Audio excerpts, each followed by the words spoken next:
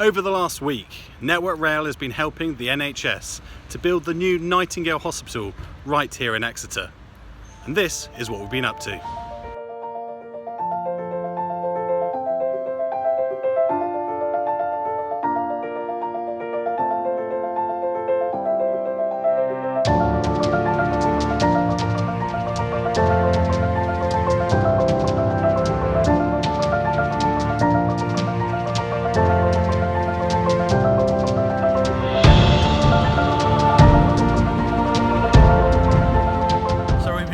Incredible amount of tasks.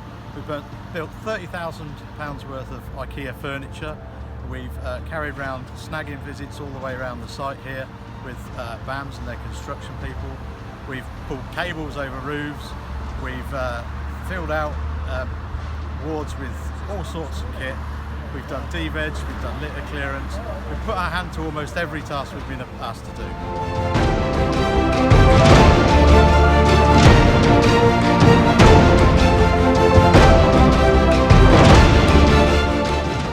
I couldn't have believed that just 6 weeks ago what was a home-based store, a fully functioning and flexible intensive care hospital ready to take patients by the 6th of July. I just couldn't have believed it.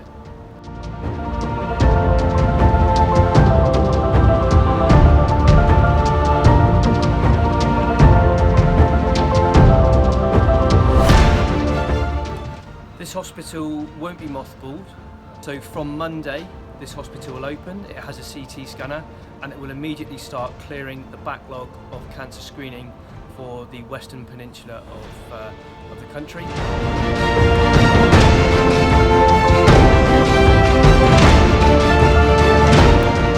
It makes you feel incredibly proud to be part of this. My family have been really impressed with what we've been doing and really supportive of everything that's being done by Network Rail. And yeah, it makes you feel really good inside for what you're doing.